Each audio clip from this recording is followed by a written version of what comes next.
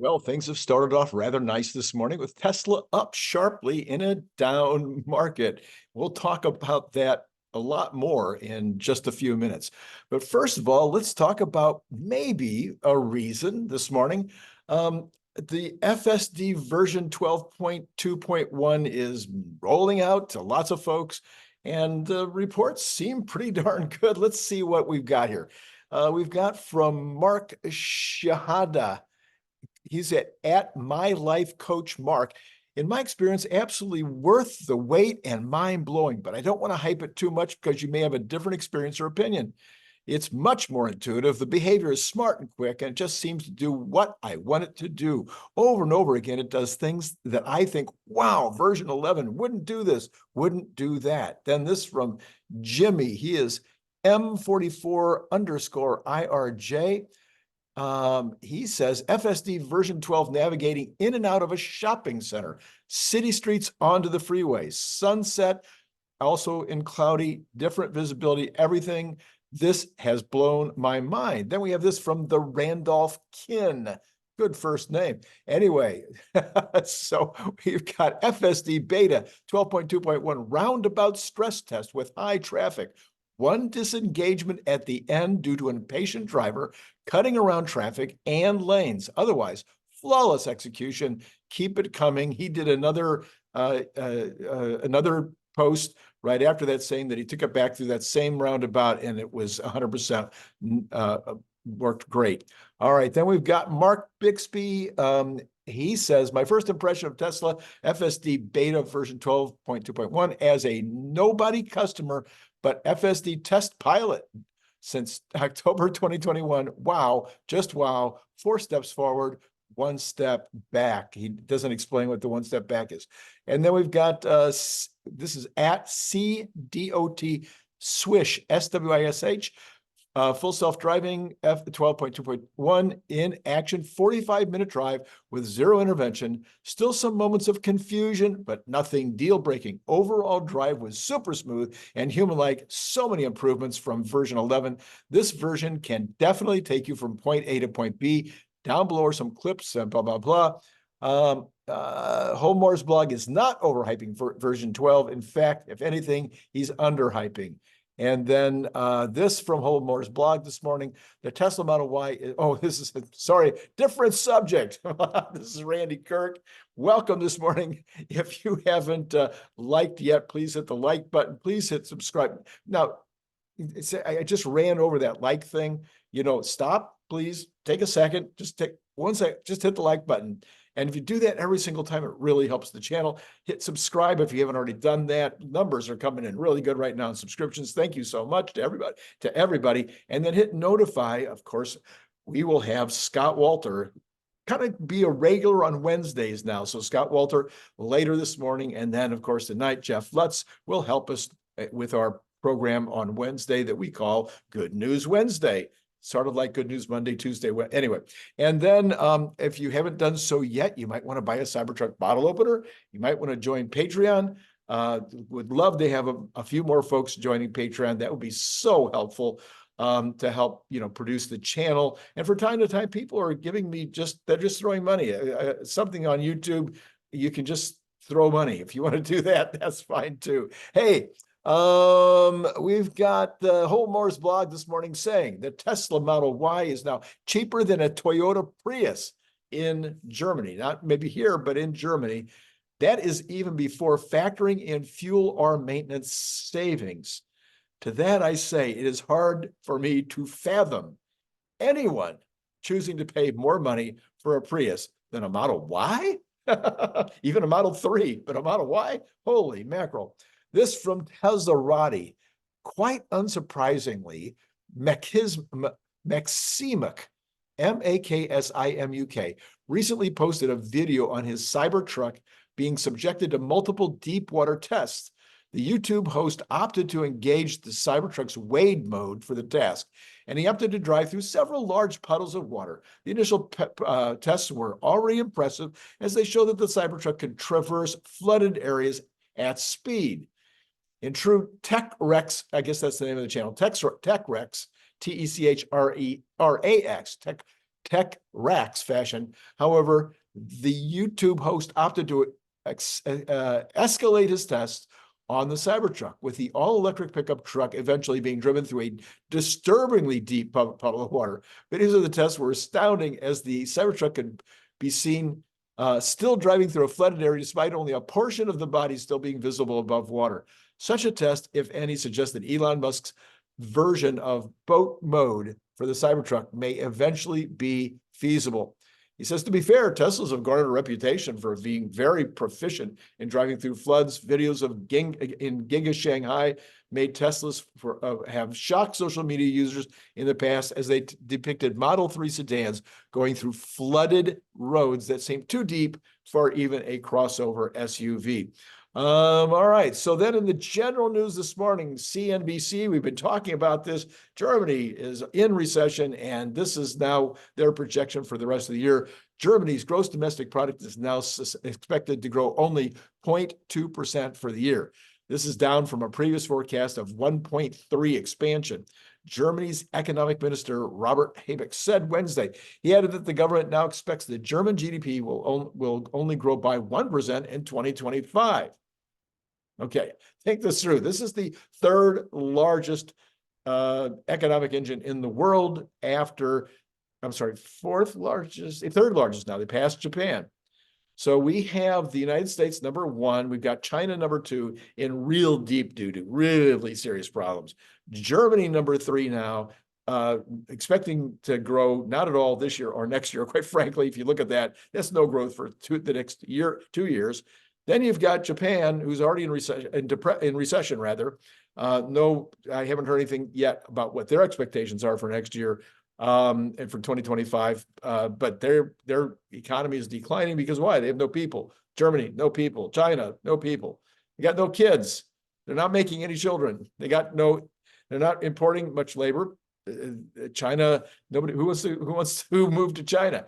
Anyway, continuing with Germany, the country narrowly avoided a recession in the second half of 2023, despite its GDP declining 0.3% in the final quarter. Inflation is expected to fall to 2.8% throughout 2024 before returning to the 2% target rate again in 2025. So even with a recession, they're only expecting it to come down to 2.8. All right, later this morning, the Fed, okay, so the situation, and I didn't even mention the United Kingdom. I keep forgetting to look up where they are. They are in recession. So a great number of places around the world are in recession already. The question was asked last night. We talked about it a little bit. Well, what does that mean for the U.S.? Well, we do export. Believe it or not, we are an export nation.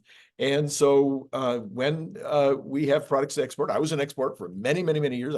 Over 20 years, I was exporting my products to Europe, to Australia, to New Zealand, to South Africa, to Israel, a little bit to South America.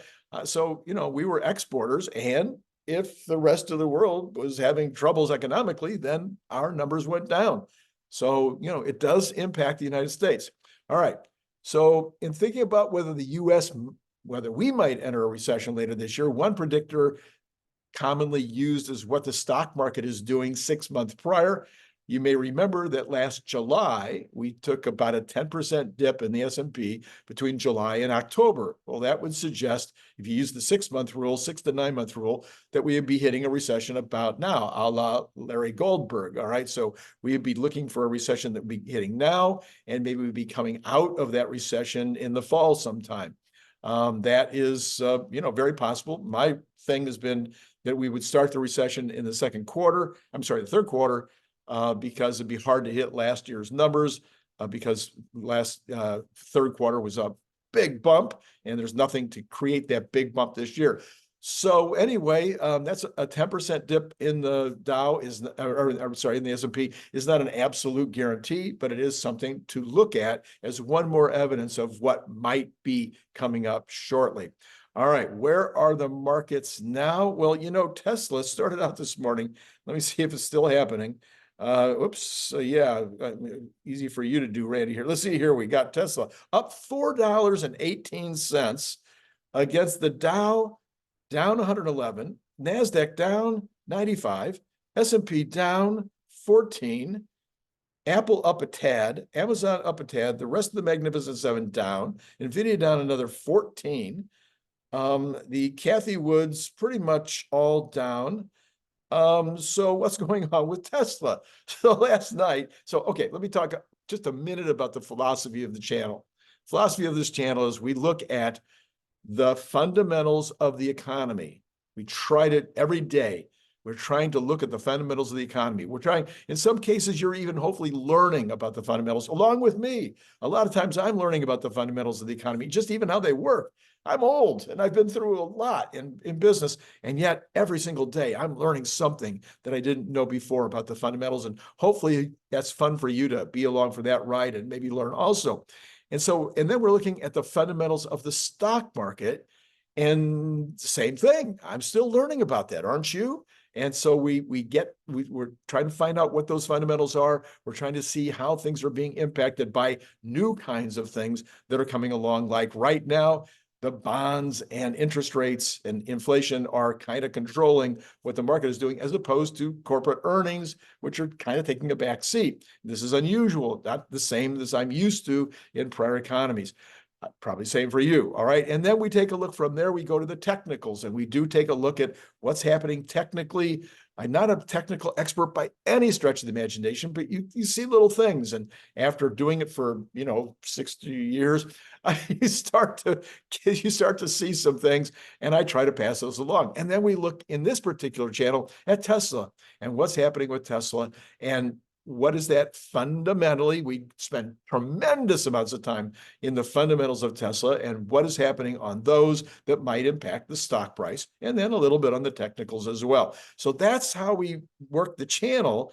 And last night I said, well, Tesla was down strongly. And for these reasons, I'll just really quick, I said, well, the market was down, the NASDAQ was down, Stellantis was saying that they don't want to pay Tesla any more money and they're just not going to do it. And then other EVs down as the Mach-E gets aggressive on price cutting, and then talk of a hike in Fed rates.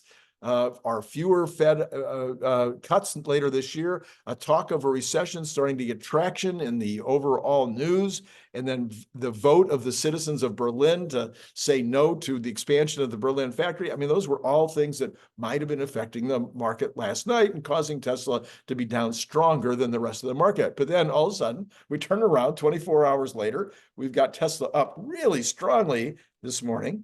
3.51. It's topped off a little bit right now, as has Apple. The market in general looking like it's actually, so it's been going down and it's kind of sneaking up again as Tesla is peaking and kind of topping off at the top. Anyway, so what's going on this morning? The only thing that I could see, and believe me, I have just, as you know, worked the street, worked the news from end to end.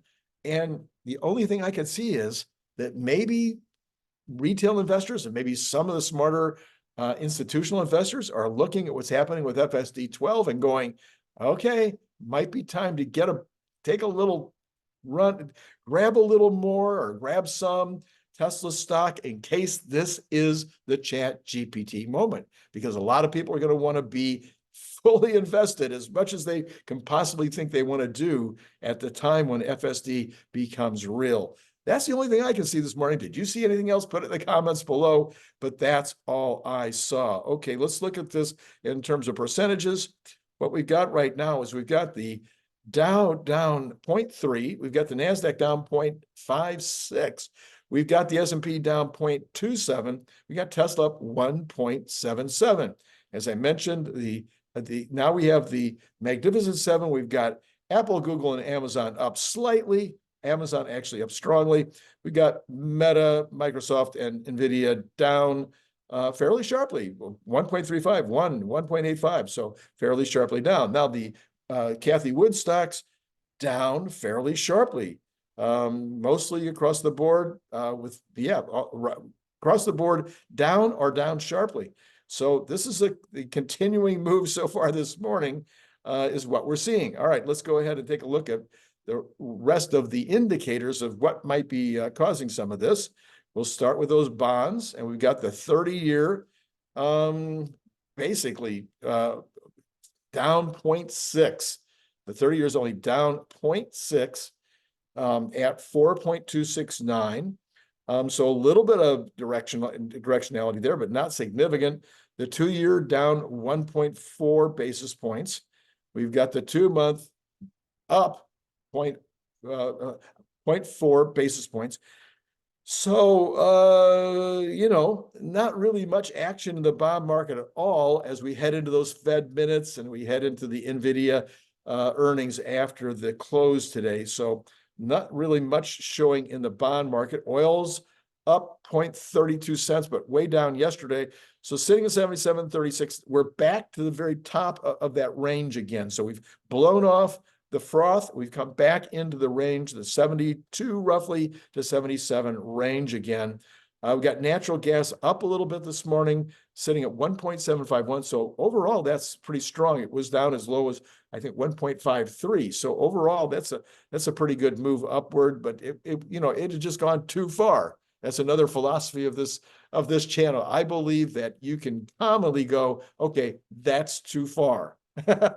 And that's where you can make a lot of your money. It's too far up, too far down, and you go, yeah, there's going to be a turn. There's got to be a turn. Now, it might take a month, it might take 2 months, it might take 3 months, but this is too far. Okay, then we've got the dollar steady, it says, as they wait for the Fed minutes. We've got gold, zero change. I mean, it's no move here. Copper up a tad. About 1%, actually. That's not too bad. Up a little bit this morning. We've got the Bitcoin down big time. So 1,241. It's at 50,862. Call it 51. So it's been sitting right in there in the 52, 53 range, and now that's a big move down. Had no idea why. I'm just reporting on that. I have no clue. I can't help you on what's going on with Bitcoin. All right. And then that's why I have some of the folks on that I do who are paying way more attention to it than I am. Okay. Back now over to Tesla, back up again. Okay. It took out that slight downward movement that was starting to happen. And now it's up $4.54 or 2.34% as the Dow and the NASDAQ and the S&P continue to be down, although moving more upward. Yes, moving. They're improving right now, but Tesla leading the way. And only thing can you figure out something else? I'd love to hear from you. Okay, yesterday, of course, I had Brian White on. You want to go back and take a look at that video. We talked about those. I wanted him to chime in on those 10 things that I believe are moving us towards a 2026 crazy time on Tesla. This is again, philosophy of the channel right now is 2026, everything comes together. FSD, the robots, I mean, everything will be happening. Everything will be executing. Gen 3 cars, the Cybertrucks, energy up and fully mobily, new factories probably opening by then for megapacks. Anyway, a list of 10. We talked about the 10. Did they agree that all 10 of these things will be happening in 2026? All executing well by 2026. Okay, yeah, we're building this year again. We're building next year maybe. Maybe next year gets pretty strong. But by 2026, 100% execution. And when will the stock market pay attention to that? I'm saying by the end of this year, people will be looking slightly past 2025. They'll see this trend and they'll be looking at 2026 and they'll be getting what I'm talking about now. That's the theory. Well, Brian White gave his evaluation, his analysis of all that yesterday. You want to go back and take a look at that video. That will be posted right here. All right, I think that's it. Except, it's been so fun to watch Tesla this morning. We should go back. It's up $5 now, $5.32. We're just about to go back through 200 again. So go ahead. I don't know. You tell me in the comments below what's going on. It's been great talking to you.